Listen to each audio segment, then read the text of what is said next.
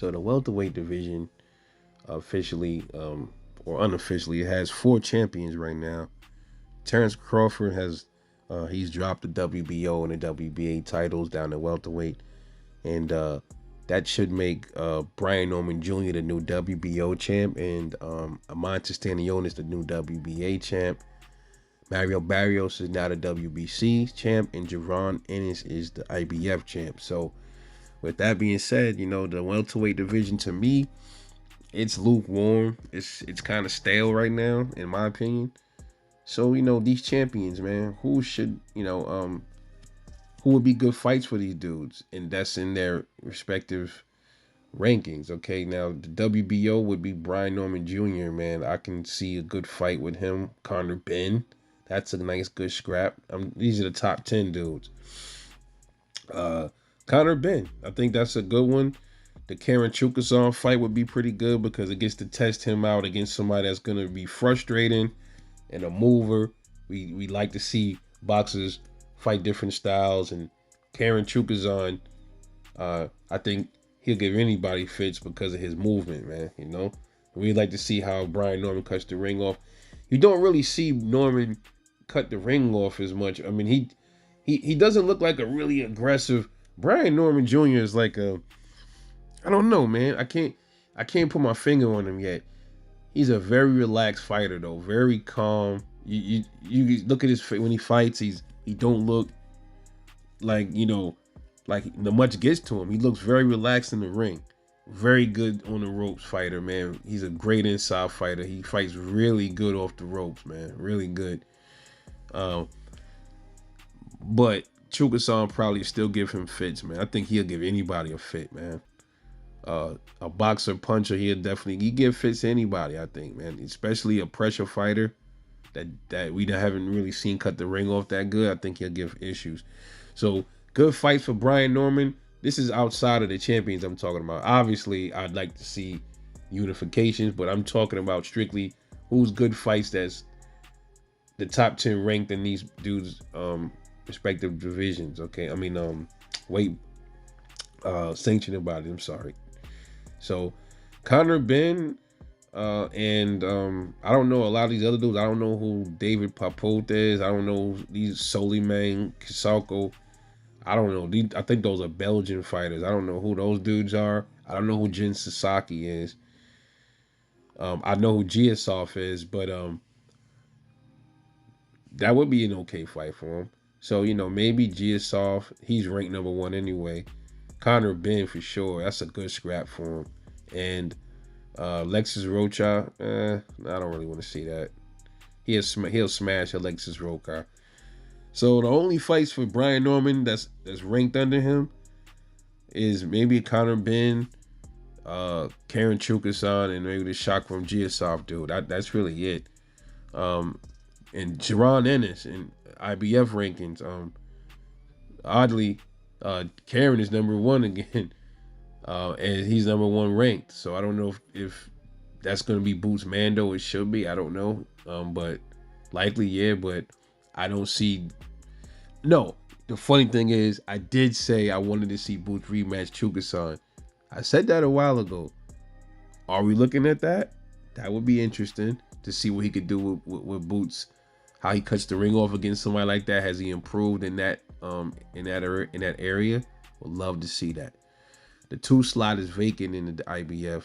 Cody Crowley's still there for 3. I don't know if they'll still ever line it up. Spence is down in number 5. Why the hell is Spence still ranked down there? I don't know. I guess because he hasn't took a fight. He hasn't fought at 54 yet. That should probably change. So the top 10, you got Roman Villa. He already knocked him out. Alexis Rocha will get smoked by Jaron Ennis. That's an easy fight for Boots, man. So Alexis Rocha should be really easy. Probably be easier than the Roman Villa fight. So I don't know who Boots should. I don't see anybody down in his weight class. He just beat Avanesian. So if Cody Crowley don't come back and fight Boots, strangely, oddly enough, man, the only other fight down there ranked would be a Karen Chukasan rematch. So I wouldn't be surprised if something like that happened. So yeah, Karen Chukasan. I think that'll probably be it, man. Now Mario Barrios, WBC champion. Who should he fight? Who would he fight? And this Soliman Sissoko is number one ranked, so I guess that'll be Amando. But Conor Ben is right there, number two. I like to see that. That's a good scrap for him. Conor Ben and Kavalauskas is number three, and we know Kavalauskas. He's bringing the pain. Mean Machine is a very good fighter. So, Jamal James is down at number six. Yeah, I don't want to see no fight with him and Jamal James. You know what I mean? I haven't seen Jamal James fight in a while. So the only other fight, Roman Villa, be a good fight for Mario Barrios. So he's number 9 ranked. Giovanni Santin, man, he probably gonna have to recover for a while. That beating he took from Brian Norman was brutal. So I can't really include him. So the only fights for Barrios down in his rankings that's ranked under him, man.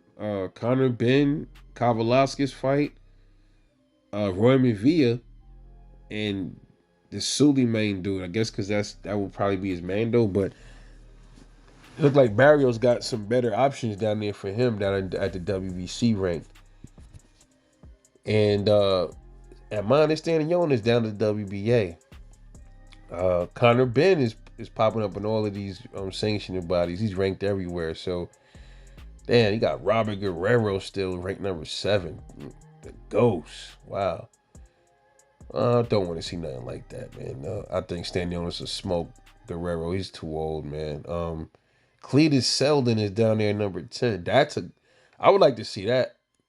I'd like to see a Cletus Selden, Conor Ben, and Shakram Giasov. Those are pretty much the most solid fights, I think, for Stanionis.